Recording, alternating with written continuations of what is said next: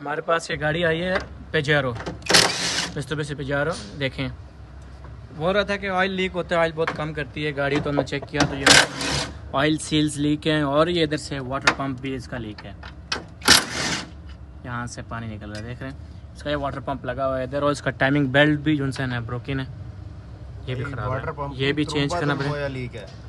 और ये we type 3.5 litre engine है, V6 इंजन है, इसको वी टाइप बोलते हैं, V6। ये तो आपने बताया।